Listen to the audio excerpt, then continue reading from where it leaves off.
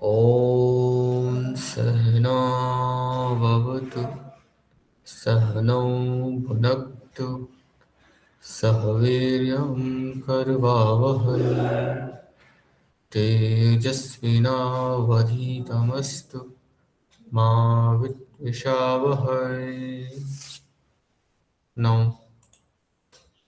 mantra for sage Patanjali.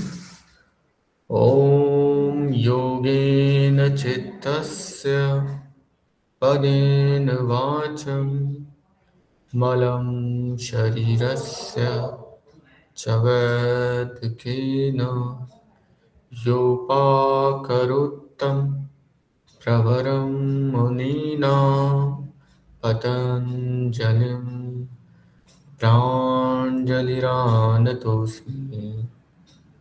ॐ शान्ति शान्ति शान्ति। दोनों हाथों को रगड़ेंगे और आंखों पे लगाएं, चेहरे पे लगाएं, धीरे से आंखों को खोलेंगे। ठीक है, हम चर्चा कर रहे थे कोर्स 2 के, हमने कुछ टॉपिक्स को कवर किया था। तो हम इस टॉपिक पे पहुंचे थे कॉन्सेप्ट और and principle of yogic diet. तो कॉन्सेप्ट क्या है और प्रिंसिपल क्या है योगिक डाइट का। ठीक है, जैसा कि हमने आहार पर चर्चा की थी, तो हम आहार जो है हमारे लिए बहुत ही महत्वपूर्ण पार्ट है। ठीक है, आपके शरीर को स्वस्थ रखने के लिए। तो कोई भी आहार क्या है, ऐसे कोई भी जो पदार्थ जो आपके अन्न नलिका से आप ग्रहण करते हैं, जिससे आपकी जीवन शक्ति बढ़ती है, धातुओं का पोषण होता है, उनकी रक्षा होती है और क्षतिपूर्ति होती है। ठीक है, और ये जीवन प्रक्रिया में जो है आपके मदद करती है। तो उसे ही जो है हम आहार कहते हैं। ठीक है, तो आहार के अलग अलग कार्य हैं। ठीक है, एक तो ये हमें ऊर्जा प्रदान करती है, बल प्रदान करती है। दूसरा, ये हमें रोगों से लड़ने की रोग प्रतिरोधक शक्ति प्रदान करती है। ठीक है, और हमारे शरीर को ग्रोथ को बढ़ाती है, हमारी धातुओं को पोषण करती है, प्लस और उनकी रक्षा भी करती है। ठीक है, अगर कुछ टूट फूट हो जाती है तो इसको रिपेयर भी करती है। ठीक है, तो ये जो है कुछ मुख्य कार्य हैं आहार के।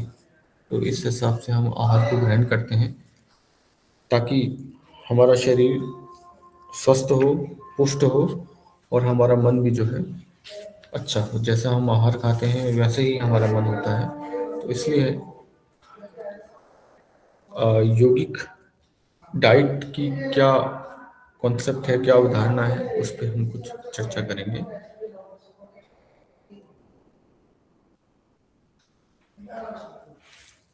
तो भगवत गीता में क्या बता रखा है यौगिक डाइट के बारे में। ठीक है, तो भगवत गीता में एक बहुत ही अच्छा श्लोक मिलता है जो कि है युक्ताहार विहारस्य युक्त चेष्टस्य कर्मसु युक्त स्वप्नावबोधस्य योगो भवति दुःखः। क्या है, यानी कि वो कहते हैं कि युक्त आहार और विहार हमें रखना चाहिए, जो यथा योग्य भोजन होना चाहिए हमारा, जो हमारे शरीर के लिए आवश्यक हो उतना ही भोजन। युक्त आहार और विहार मनोरंजन, कर्मों में युक्त चेष्ट, है ना, कर्मों में जो है आपका यथा योग्य चेष्टा, और सोने और युक्त सपनावबोधस्य, यानी कि सोने और जागने में यथा योग्य सोना और जागना, ना अधिक सोना ना कम सोना। ठीक है, जितना आवश्यक है उतना ही सोना और उतना ही जागना ठीक है। तो अगर इसमें जो बैलेंस रखता है वही जो है योग को प्राप्त करता है, वही योग में सिद्ध हो पाता है। ठीक है। तो भगवत गीता में भगवान श्री कृष्ण ने बैलेंस की बात की है। ठीक है। तो हमें युक्त आहार रखना है। ठीक है। न अधिक भोजन, न अधिक कम भोजन। तो मॉडरेशन, मॉडरेट भोजन हमको करना है। ठीक है। तो यही मॉडरेट भोजन हठ योग में भी बोला गया है, जो कि क्या है, जिसे हम मिताहार बोलते हैं। ठीक है। तो उतना ही भोजन करना है जितना हमें शरीर को आवश्यक हो। अधिक भोजन हमारे इंद्रियों की लालसा को पूर्ति के लिए हमें उस भोजन को नहीं करना है। ठीक। तो जो ऐसा करता है, जो बैलेंस रखता है, उसी को ही जो है योग की प्राप्ति होती है। वही सेम बात जो है हमें भगवान बुद्ध ने भी कही। ठीक है। सम्यक, यानी कि जो मध्यस्थता का जो रास्ता है, मध्यम रास्ता, कठोर तप को उन्होंने त्याज्य का मना किया कि कठोर तप से भी जो है सिद्धि प्राप्त नहीं होती, क्योंकि कठोर तप से हमारी जो शरीर इंद्रियां जो है वो क्षीण हो जाती है, कमजोर हो जाती है। तो कमजोर व्यक्ति या कमजोर शरीर जो है किसी साधना को प्राप्त नहीं कर सकता। ठीक है। तो इसलिए इतनी कठोर तपस्या के बाद भगवान बुद्ध को जब उनकी शिष्य ने जो है उनके भक्तगण ने जो उनको एक खीर ला के दिया, तो उसका पान करने के बाद उनको ये ज्ञान अर्जित हुआ कि मध्यस्थता का रास्ता जो है यही सबसे सही रास्ता है, और इसी को ही अपना के हम योग को प्राप्त कर सकते हैं।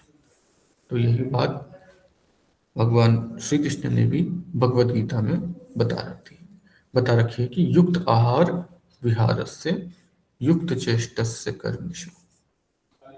ठीक है। यथा योग्य जो है भोजन को हमें करना है।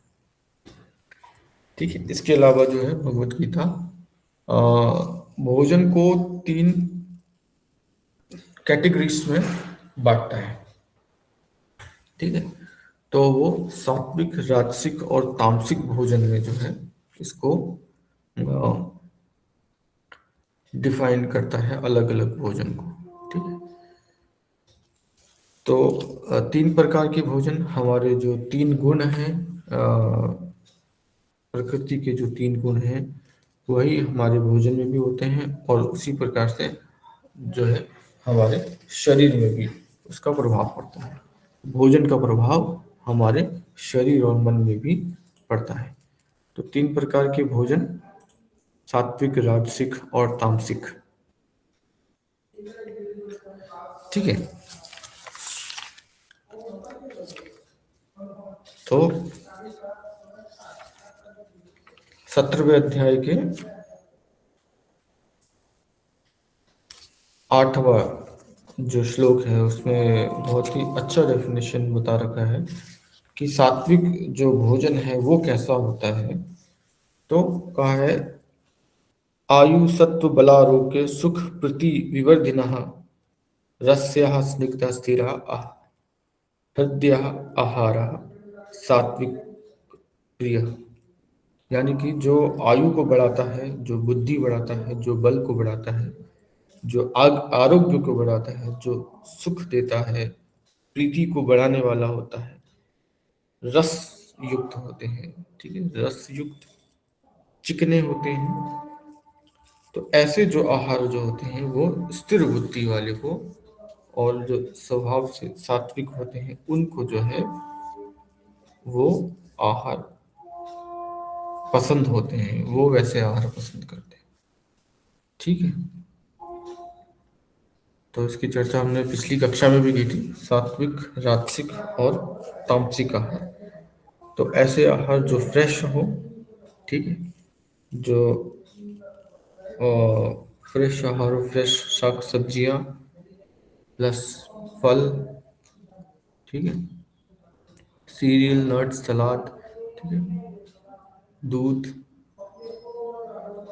और डेयरी प्रोडक्ट्स, ये सब जो हैं ये सात्विक आहार में गिने जाते हैं।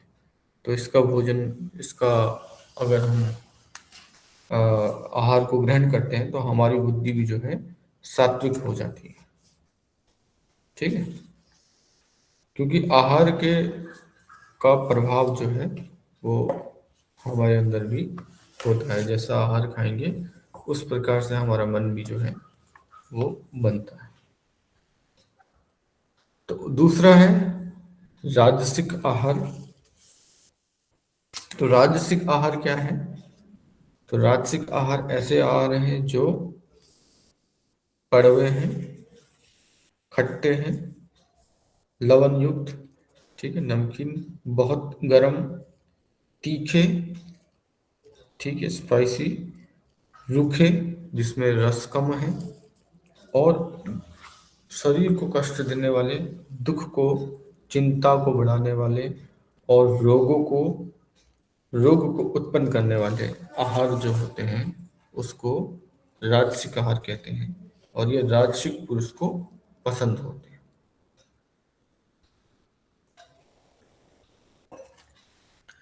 तो राजसिक जैसा कि हमें गुणों के बारे में पता है, राजसिक यानी कि जब क्रियाशीलता बढ़ जाती है। क्रियाशीलता किससे बढ़ती है? राज राजस गुण के कारण बढ़ती है। ठीक है, क्रियाशीलता आवश्यक है, लेकिन जो ये क्रियाशीलता है ये योगी को क्या करता है? एक अ, विषयों की तरफ आकर्षित करता है। ठीक है, सेंस ऑर्गन और उनके जो विषय होते हैं, उनके सब्जेक्ट्स जो होते हैं उनके तरफ आकर्षित करता है। सांसारिक विषयों की तरफ हम जाते हैं तो हम हमारे अंदर जो है इच्छाएं बढ़ती है। तो ये राजसिक आहार करता है, तो हमें रेस्टलेस बनाता है। ठीक है, तो इसके कारण जो है राजसिक आहार का त्याग कहा गया है योगी जन के लिए। ठीक है, क्योंकि ये दुख देने वाले होते हैं, चिंता देने वाले होते हैं, और रोगों को बढ़ाने वाले होते हैं। ठीक है? इसलिए जो है राजसिक आहार को हम मना करते हैं, या जो साधना करते हैं उनके लिए जो राजसिक आहार है वो नहीं लेना चाहिए। तो ऐसे कुछ आहार: coffee, T, alcohol, tobacco, onion, garlic. तो ऐसे जो आहार जो होते हैं, रूखे जो आहार होते हैं, स्पाइसी जो है वैसे आहार, मांस, मदिरा, ये सब जो है ये राजसिक आहार है। ठीक है, और वैसे ही तामसिक आहार। तो तामसिक आहार जो तामसिक गुणों को बढ़ा देता है। ठीक है, यात यायम गत रसम पूति पुर्य शीतम चयत, यानी कि ऐसे जो आहार जो अध पका हो, आधा पका हो, रस रहित हो, दुर्गंध युक्त हो, बासी हो, ठीक है, और अपवित्र हो, तो ऐसे आहार जो होते हैं वो तामसिक पुरुष को पसंद होते हैं। ठीक है, तो जो आहार जिससे गंध आ रही हो, ठीक है, अगर भोजन पका है, भोजन पकने के अगर 1.5 घंटे के अंदर हम उस आहार को ग्रहण करते हैं तो वो उसमें सात्विकता रहती है। लेकिन अगर उससे पार हो जाता है तो धीरे धीरे जो है उसकी तामसिक मतलब तामसिकता उसमें बढ़ती जाती है। ठीक है, तो इसलिए जो भोजन जो बासी भोजन हो जाता है, ठीक है, जो फ्रिज में रखा हुआ भोजन, जो हमारे पैकेट फूड वाले जो भोजन होते हैं, और ठीक है, तो ऐसे अगर आप अपने दिनचर्या में देखेंगे तो ये सारे आहार जो होते हैं ये क्या होते हैं? ये तामसिक आहार होते हैं। तो जिससे क्या होता है, हमारा जो हैवीनेस है ये पचने में बहुत समय लगाते हैं, और शरीर में जो है भारीपन को बढ़ा देता है, प्लस आलस्य को बढ़ाता है। ठीक है, तो ऐसे आहार जो है ये भी त्याज्य है, इसको का ग्रहण नहीं करना है।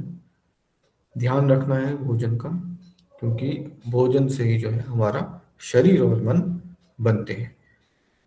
ठीक है।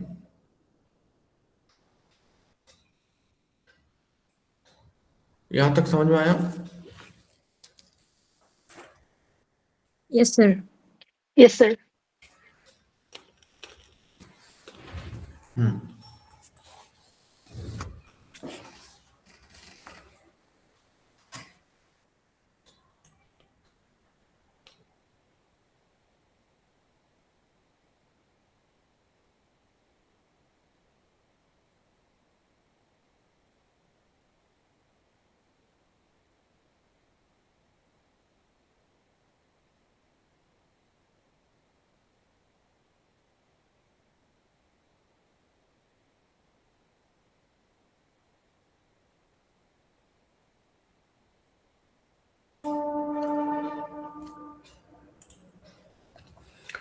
ठीक है, हम एक और कॉन्सेप्ट पढ़ते हैं, जो कि हमारे हठ योगिक ग्रंथों में लिखा है कि योगिक डाइट का कॉन्सेप्ट ऑफ योगिक डाइट इन हठ हठ योगा, उसमें क्या क्या बातें बता रखी है, इस पे हम चर्चा करते हैं। रुक जाओ एक मिनट।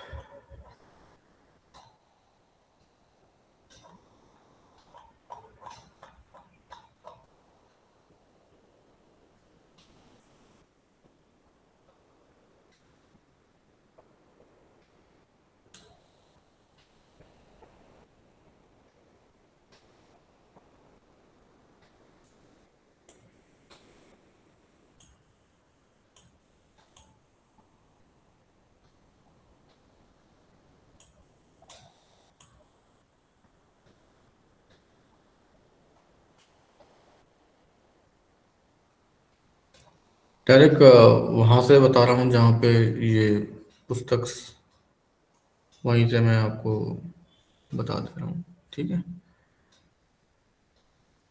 ठीक है। तो कॉन्सेप्ट ऑफ हठ योगा क्या बता रखा है, तो उसमें जो है ये हठ योगिक ग्रंथ है मेनली, जो हम दो पुस्तक को फॉलो करते हैं, कई और भी बहुत सारी पुस्तक हैं। तो हठ योग, हठ प्रदीपिका और घेरन संहिता में क्या जो है योग को बता रखा है, योगिक डाइट कैसे होती है, तो उसमें मिताहार की चर्चा की है। ठीक है, मिताहार कहा गया है, प्लस पत्य आहार, पत्य आहार बताया गया है।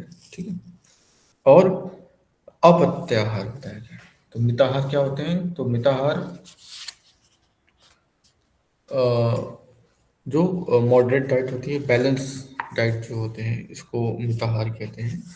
दूसरा पत्याहार, यानी कि जो ऐसे भोजन और ऐसे पदार्थ जो है हमें ग्रहण करने चाहिए। ठीक है, योगी के लिए अच्छा है उसे ग्रहण करना चाहिए। अपत्याहार यानी कि ऐसे भोजन जो है जो योगी के लिए नुकसानदायक है, इसलिए उसको ग्रहण नहीं करना चाहिए। तो ऐसे आहार बता रखे हैं हमारे हठ प्रदीपिका एवं घेरन संहिता में। ठीक है, तो इसकी जो है चर्चा करते हैं। तो क्या बता रखा है मिताहार में, तो मिताहार के लिए यहाँ पर एक अच्छा डेफिनेशन मिलता है हठ प्रदीपिका में। तो हठ प्रदीपिका में क्या बता रखा है, बता रखा है सुस्निग्ध मधुराहार चतुर्थार्थ विवर्जिता भुज्यते शिव संप्रीत मिताहारा स उच्यते। यानी कि सुस्निग्ध, ऐसे आहार जो चिकने हो, ऐसे आहार जो मधुर हो, यानी कि आपके मन को प्रसन्न करने वाले हो, अच्छे भोजन जो आपको अच्छा लगता हो, और भगवान को अर्पित किया हुआ, शिव संप्रीत भगवान को अर्पित किया हुआ, और अपने आहार का पूर्ण आहार का जब हम एक चौथाई भाग को कम खाते हैं, ठीक है, उसे हम मिताहार कहते हैं। ठीक है, leaving 1/4 of the stomach free. ठीक है, 1/4 को हम जब हम उसे भोजन को छोड़ के खाते हैं तो ये मिताहार कहते हैं। ठीक है, इसकी चर्चा मैंने पिछली क्लास में भी की थी। तो मिताहार को हमें इसका अभ्यास करना चाहिए, क्योंकि इससे क्या होता है कि हमारा जो भोजन है वो बहुत अच्छे से पचता है और हमारे शरीर के लिए पर्याप्त होता है। अगर हम अधिक भोजन करते हैं, ठीक है, पूरा पेट भर के भोजन करते हैं, उससे क्या होता है, भोजन पचने में समय लगता है और शरीर को ज़्यादा ऊर्जा खर्च करनी पड़ती है उस भोजन को पचाने में। ठीक है, अधिक वात पित्त कफ का असंतुलन भी हो जाता है इससे। ठीक है, तो हमें हमेशा ही भोजन को मिताहार के रूप में लेना चाहिए। जैसे कि एक ग्राइंडर जैसे होता है ना, मिक्सर ग्राइंडर, तो अगर उसको हम फुल भर के अगर ऐसे पीसेंगे तो उसको उसको पीसने में भी काफ़ी कठिनाइयाँ होती है, पीस नहीं पाता है वो, है ना। तो वैसे ही अगर हम उसको आधा भर के पीसेंगे तो वो फटाफट से जल्दी पीस देता है। तो वैसे ही हमारा पेट है, अगर हम उसको अधिक भोजन पूरा पेट भर के भोजन करेंगे, खाली जगह नहीं छोड़ेंगे, तो उसको पचाने में कठिनाइयाँ होती हैं। और अगर हम खाली पेट रखते हैं थोड़ा सा, तो ईजिली जो है वो डाइजेस्ट कर लेता है आपके शरीर को। फिर हम अ, पचाने में और उसको आहार को शरीर में अवशोषण करने में भी बहुत ही आसानी होती है। ठीक है, तो इसलिए हमें शरीर को देखते हुए उसको सहायता करनी चाहिए उसके कार्य में। इसलिए जो है हमारे महर्षि ने हमारी योगियों ने जो है मिताहार को बहुत ही महत्वपूर्ण बताया। तो मिताहार का अभ्यास करने के लिए कहा। ठीक है, और उसके बाद आता है पथ्य आहार।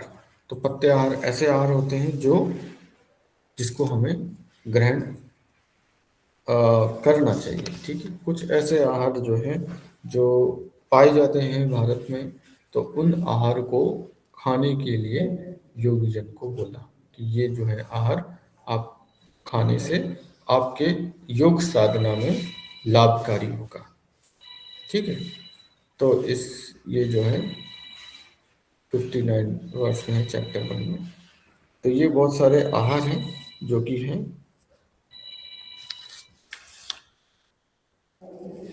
नहीं ये पत्तेहार नहीं है, ये अपत्याहार है। एक मिनट, पत्तेहार ये है। ठीक है, तो पत्तेहार इस इन आहार को खाने के लिए बोला। ठीक है, तो क्या बोला कि गोधूम शाले यव षष्टिक शोभनान्यम क्षीर आज्य खंड नवनीत सीता मधुनी। तो कौन कौन से आहार हैं जो कहा गया है हठ प्रदीपिका में स्वामी स्वात्माराम जी के द्वारा। ठीक है, हठ प्रदीपिका को किसने लिखा है? स्वामी स्वात्माराम जी ने लिखा है। और घेरन संहिता को किसने लिखा है? महर्षि घेरन ने। ठीक है, तो क्या बताया? स्वामी स्वात्माराम जी कहते हैं कि गेहूं, चावल, जौ, साठी चावल, ठीक है, जैसे सुपाच्य अन्न, दूध और घी, खांड, मक्खन, मिश्री, मधु, ठीक है, और ये ड्राई जिंजर, ठीक है, परवल जैसे फल, और पंच शाक, मूंग, और वर्षा का जल। ठीक है, या प्योर जल। तो ये आहार जो है हमारे क्या है? पथ्य आहार है। इसका सेवन करने से जो है एक साधक को आसानी होती है। ठीक है,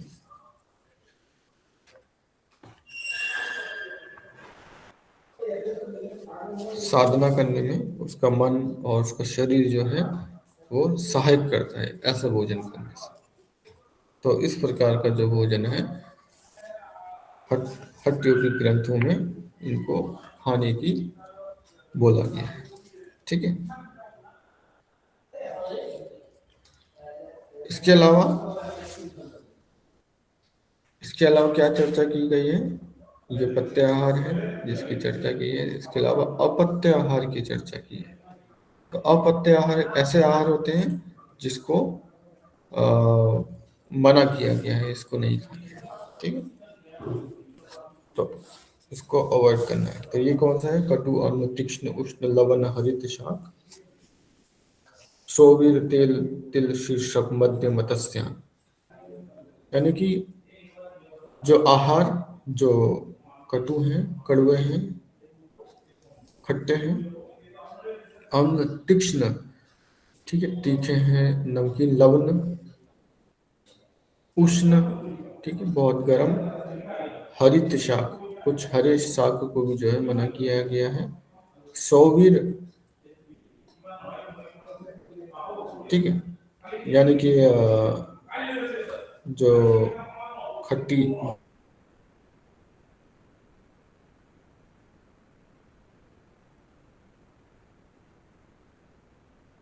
भाजी,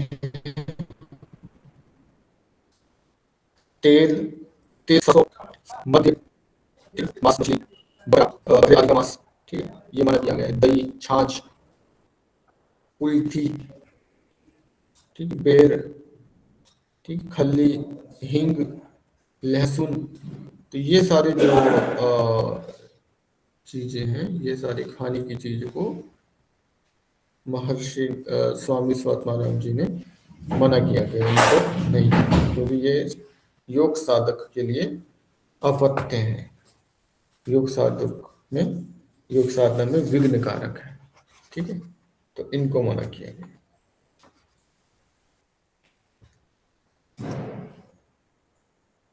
तो इनको जो है कुछ खाने के बताया गया है महर्षि ने, और कुछ को जो है मना किया गया कि इन भोजन को नहीं करना है। ठीक है, क्यों मना किया गया? क्योंकि इसमें कुछ ऐसे तत्व हैं जो योग साधना में विघ्न करते हैं। समझ में आया?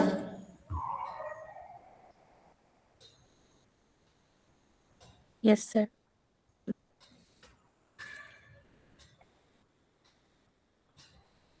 ठीक है, अब हम समझते हैं concept of healthy living in Bhagavad Gita. तो भगवत गीता में जो है ऐसे क्या क्या बातें बता रखी हैं जिसको अपने जीवन में हम पालन करके खुद के स्वास्थ्य को जो है अच्छा कर सकते हैं। ठीक है, या बैलेंस रख सकते हैं और अपनी लाइफ में बेहतरी की तरफ जा सकते हैं।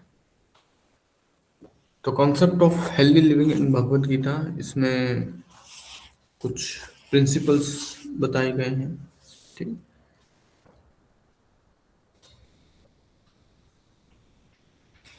उनकी चर्चा करते हैं। ठीक है, तो principle of moderation and balance life. ठीक है, सभी जो है बैलेंस की चर्चा करते हैं कि हमें बैलेंस रखना है अपनी लाइफ में। ठीक है, तो इसमें 6.16 इसमें बता रखा है। तो अगर इसमें हम देखें ये कौन सा श्लोक है?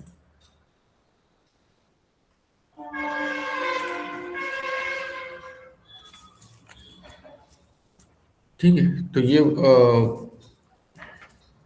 श्री कृष्ण ने बताया है कि नात्यश्न तुष्ट योगस्ति ना चैकांत मनश्नतः न च अतिस्वप्नशील से जागृतो नीव च अर्जुन।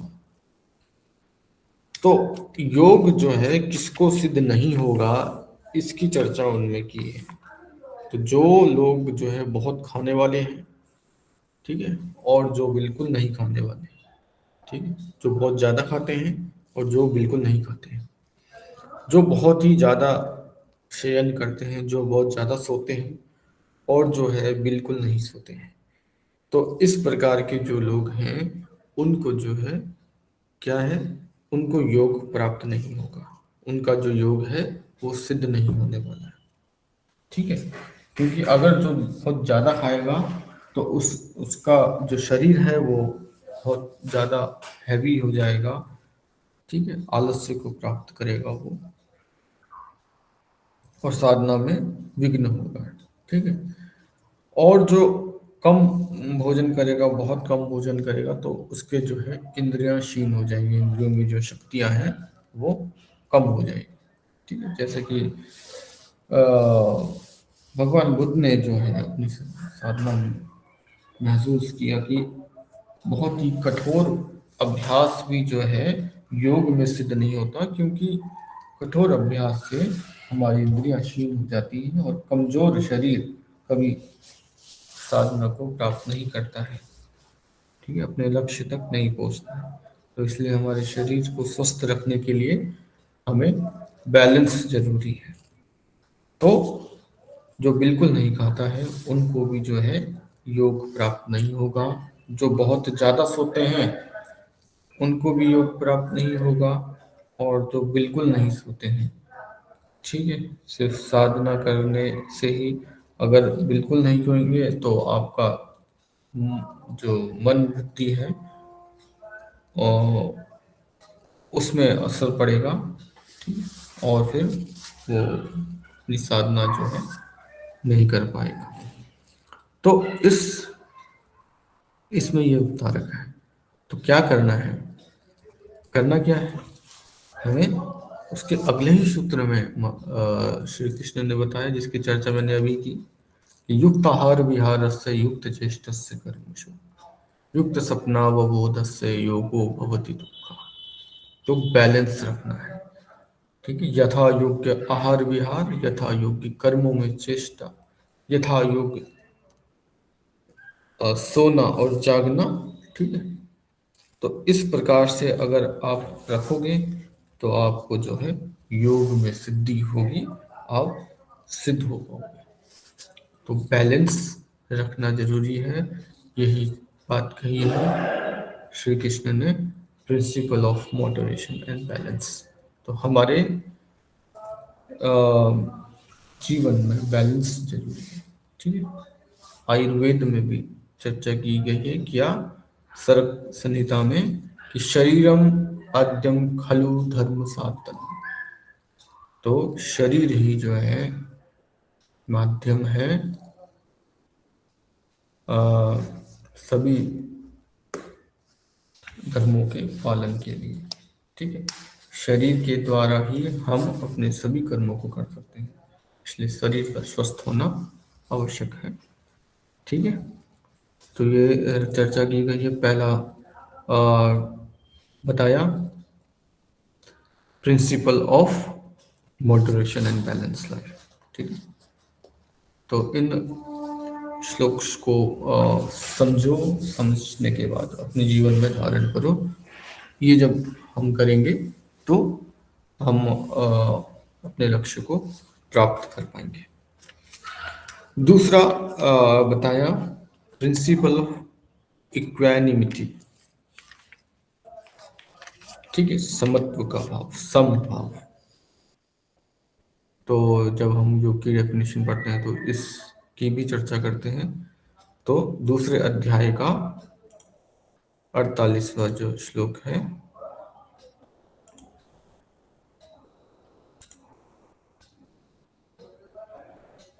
क्या बताया है, योगस्थ कुरु कर्मणि संगम त्यक्त्वा धनंजया सिद्ध सत्यो समो भूत्वा समत्वम योग उच्यते, ठीक है। तो योगस्थ होके जो है हमें अपने कर्मों में लगे रहना है, ठीक है, आसक्ति को त्याग करके सिद्धि और असिद्धि में समान बुद्धि वाला होना है, समान बुद्धि वाला होकर अपने कर्तव्य कर्मों को करते रहना है, क्योंकि ये जो समत्व भाव है यही योग कहलाता है। ठीक, तो इसको समझते हैं। क्योंकि समभाव होना आवश्यक है, क्योंकि लाइफ में क्या होता है, कभी अप्स एंड डाउन्स जो है वो आती रहती है। ठीक है, आपकी हमेशा एक द्वंद्व आएगा ही। आप साधना करेंगे, आप अपनी लाइफ में चलेंगे, आप संसारिक जीवन में तो हर स्थिति में कभी अप्स आएंगे, कभी डाउन्स आएंगे, कभी सुख ही आएगा, कभी हम दुख में होंगे। ठीक है, तो ये जो है ये वेरिएबल्स होता रहेगा, चलता रहेगा, लेकिन हमेशा हमें अपनी बुद्धि को जो है समभाव में रखना है, अपने कर्मों में ध्यान देना है। ठीक है, क्योंकि अगर हम अपने कर्मों में ध्यान देंगे, उस आसक्ति को त्याग करेंगे, उसकी फलों की इच्छा को अगर हम त्याग कर देंगे, तो हम हमारा जो अ, लक्ष्य है, हमारा जो कार्य है, वो हम सिर्फ अपने कर्मों पे ध्यान देंगे।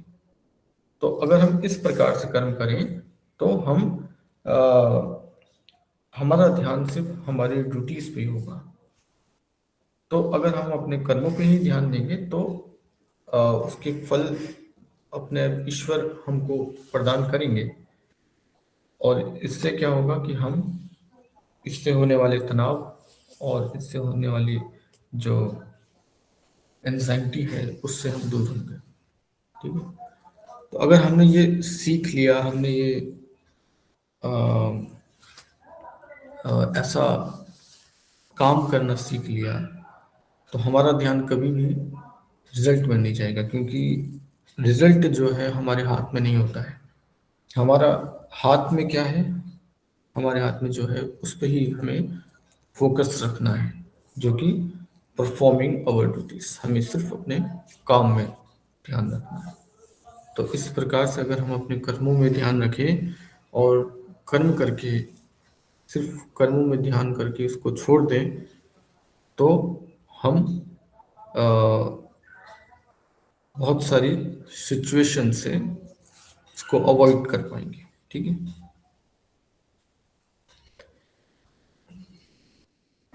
तो इस प्रकार से हमें कर्मों पे ध्यान रख के और अपने आसक्ति को त्याग करके कर्मों को करना है।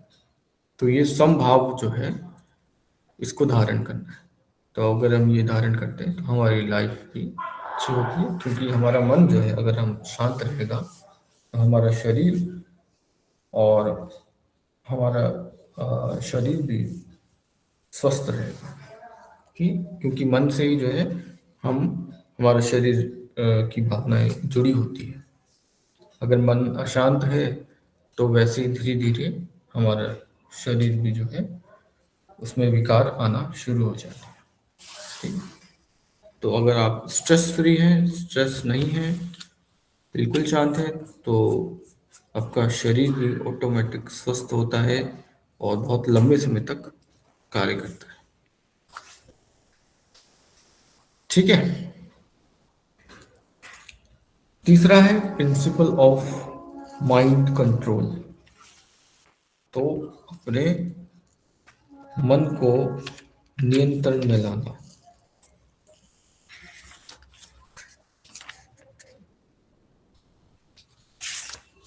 प्रिंसिपल ऑफ माइंड कंट्रोल,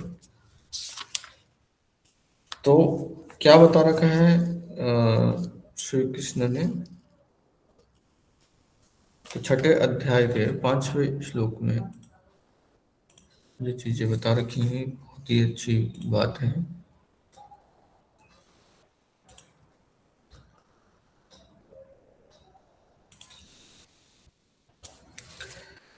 तो वो कहते हैं कि उद्धरात्मात् मनात्मानं नात्मनाम अवसादयेत आत्मेव हयात्मनो बंधु आत्मेव रिपुरात्मना।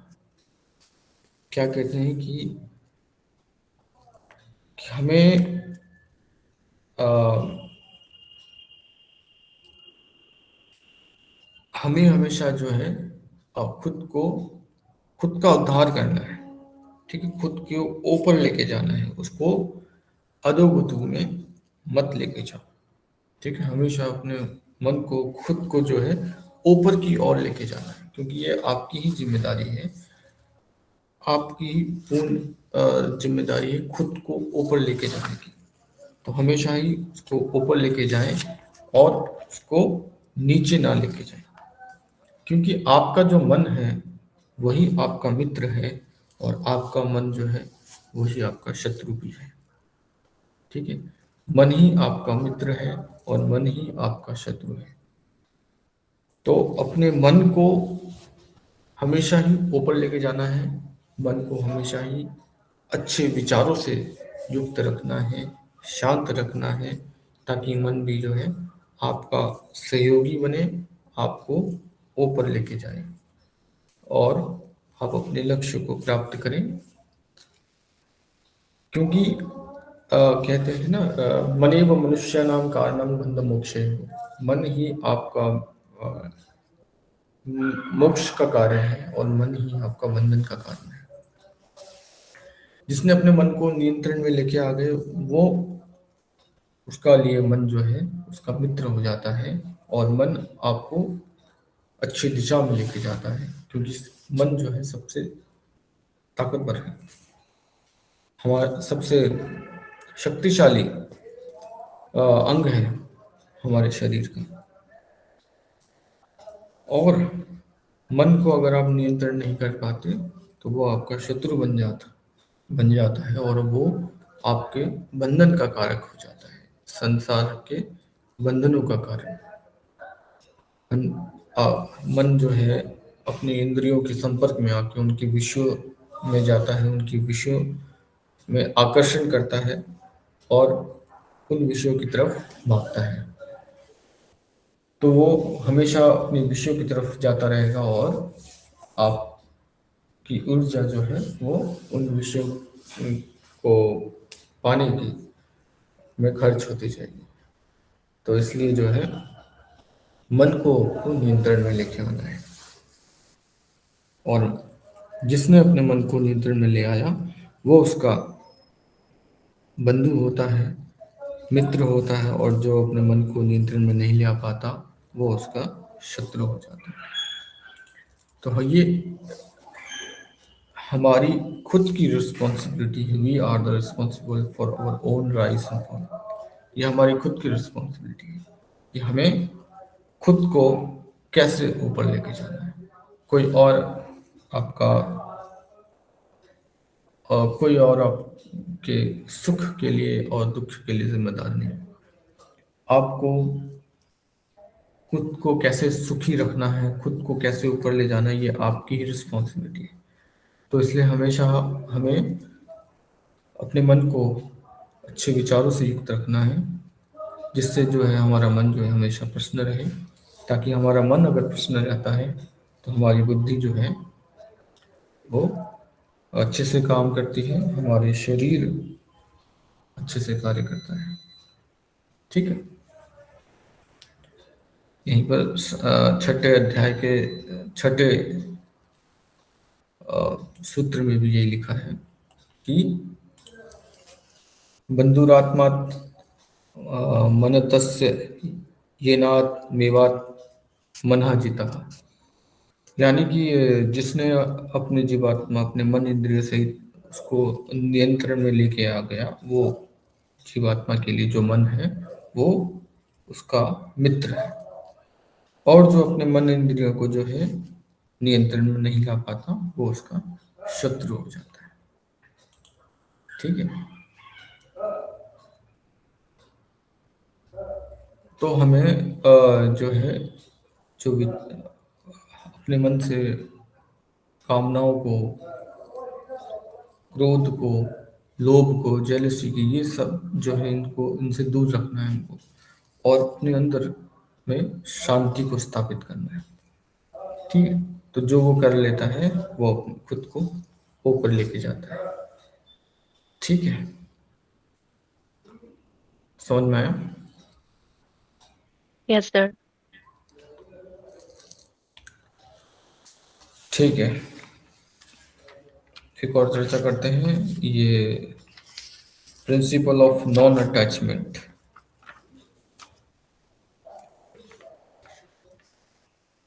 तो दूसरे अध्याय का 47वां श्लोक, जो कि एक बहुत ही प्रचलित श्लोक है, सब लोग को याद ही होगा। ठीक है, तो कर्मण्येवाधिकारस्ते मा फलेषु कदाचन मा कर्मफल हेतुर्मा ते संगोत्स कर्मणि। तो इसमें क्या कहा है कि हमें हमारा जो अधिकार है वो सिर्फ हमारे कर्मों में है और उसके फलों में नहीं। तो कर्मों के फल से अ,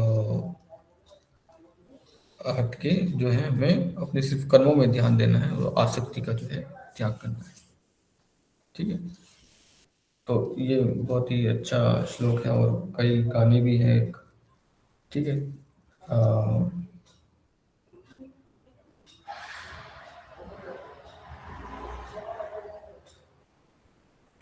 गाना मुझे याद नहीं आ रहा कि तेरा अधिकार जो है सिर्फ कर्मों में है, तो कर्म किए जा, कर्म किए जा, है ना। तो इस प्रकार से जो है, तो हमें सिर्फ अपने कर्मों में जो है फोकस रखना है। ठीक, उसके फलों में नहीं। तो उससे हमें उसकी आसक्ति को त्याग करना है, अटैच नहीं होना है। ठीक है, अगर हम अटैच्ड होते हैं तो वही हमारा जो है दुख का कारण हो जाता है। तो हमें कर्म करना है और उससे और उसके फलों को जो है भूल जाना है या ईश्वर पे समर्पित कर देना है। इससे जो है हम बहुत सारे उसके आउटकम्स, उसके वरीज से जो है दूर हो जाएंगे, जिससे जो है हमारा जो काम है, जो हम अच्छे कर्म कर रहे हैं उस पे ही हमारा फोकस रहेगा। तो वो हम अपने कर्मों को बस करते जाएंगे, जिससे अ, उससे होने वाली चिंताएं और तनाव से जो है हम मुक्ति पालेंगे। ठीक है, तो हमें इस प्रकार से जो है कर्मों को करना है, अटैच नहीं होना है, आसक्ति का त्याग करना है। अब है प्रिंसिपल ऑफ सेल्फ अवेयरनेस।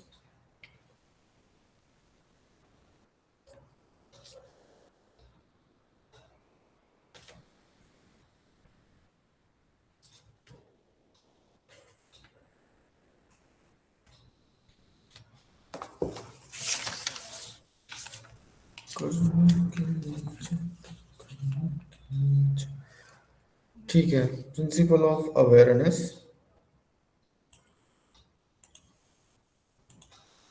तो इसमें बता रखा है क्या है।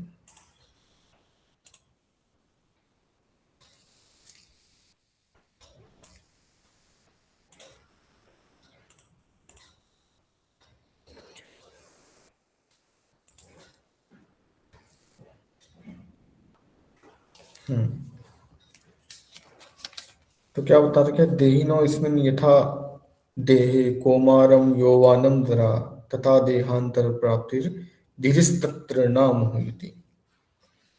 तो जो हमारी इसमें जो है जीवात्मा के बारे में बता रखा है कि हम कौन है, हमारा असली स्वरूप क्या है। ठीक है, तो हमारा जो है, हम जो जीवात्मा है वो अपना जो शरीर है वो चेंज करती है। ठीक है, तो जीवात्मा का जो है वो अपने देह में चेंज करते हैं। पहले बालक होते हैं वो, फिर जवानी, फिर वृद्धावस्था। ठीक है, वैसे ही दूसरे इस शरीर को त्याग कर जो है हम दूसरे शरीर में जो है प्रवेश करते हैं। ठीक है, तो हम जो है शरीर नहीं है, हम जो है एक शुद्ध जीवात्मा है। तो जीवात्मा जो है एक शरीर से दूसरे शरीर में परिवर्तित होता है। पहले बालक होते हैं, फिर हम जवानी और फिर वृद्धावस्था, ये परिवर्तन होते हैं और फिर एक शरीर से दूसरे शरीर में चले जाते हैं। जो जो धीर पुरुष होते हैं इससे मोहित नहीं होते। जो धीर पुरुष होते हैं, जो धीर मनुष्य होते हैं, वो शरीर के इस परिवर्तन से बिल्कुल भी परेशान नहीं होते, इससे मोहित नहीं होते। तो क्या करना है हमें, अपना जीवन जो है इससे, शरीर से मोहित ना होके अपने कर्मों पे ध्यान देना है। ठीक है। इसके अलावा और क्या बताया है, अविनाशी तु तद्विद्धि येन सर्वम इदं ततं विनाशेमव्ययस्यतास्य न किंचित् कर्तुं मर्हति। ठीक, 17वां श्लोक में बता रखा है। क्या बता रखा है? तो हमें ये जो हमारा जीवन जो जीवात्मा है उसको क्या करना है, नाश रहित समझना है। ठीक है, ये अविनाशी है और इसको हमें अविनाशी समझ के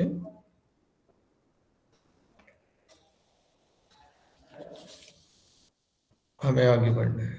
ठीक है, और इसका जो है विनाश करने में किसी के पास भी जो है सामर्थ्य नहीं है। ठीक है, तो जो ऐसा सोच रहा है कि मैंने इसको मार दिया, ठीक है, या जो सोच रहा है कि मैं मर गया, तो दोनों ही जो है वो गलत है। तो इसमें कॉन्शियस सेल्फ कॉन्शियसनेस की बात की है श्री कृष्ण ने, कि आप जो है एक परम शुद्ध आत्मा हो, आपके पास वो एनर्जी है, ठीक, जो कभी नष्ट नहीं हो सकती। तो इसको हमें पहचानना है, खुद को पहचानना है। ठीक, कि आपके अंदर क्या है, आपके अंदर ऐसी एनर्जी है जो ईश्वर की जो जो ऊर्जा जो ईश्वर के पास है, वही सेम ऊर्जा जो है आपके पास भी है।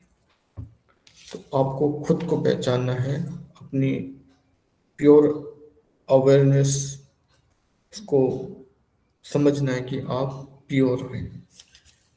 तो अगर आप खुद को समझेंगे तो खुद को जान पाएंगे, अपनी शक्तियों को पहचान पाएंगे। ठीक है, तो ये कुछ ऐसे प्रिंसिपल्स हैं जिसको हम समझ के, भगवत गीता के मुख्य मुख्य प्रिंसिपल्स, उसको समझ के अपने जीवन में धारण करके, अपने जीवन में पालन करके हम अपने जीवन को परिवर्तित कर सकते हैं। ठीक है, एक सही दिशा में लेके आ सकते हैं। हम अपने मन, अपने शरीर को शुद्ध रख सकते हैं, स्वस्थ रख सकते हैं। क्योंकि आपका अगर मन शरीर स्वस्थ है तो आपका शरीर भी जो है ऑटोमेटिक स्वस्थ होता है। और आपका मन स्वस्थ नहीं है तो हमारा शरीर भी जो है उसमें भी विकार धीरे धीरे आने लग जाते हैं। ठीक है, समझ में आया?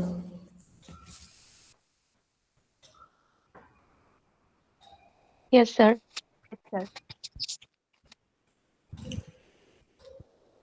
ठीक है, लगभग मैंने ये जो सेकंड कोर्स 2 के जो टॉपिक्स थे वो सब खत्म हो गए हैं। तो अगर कोई डाउट हो तो पूछ सकते हैं।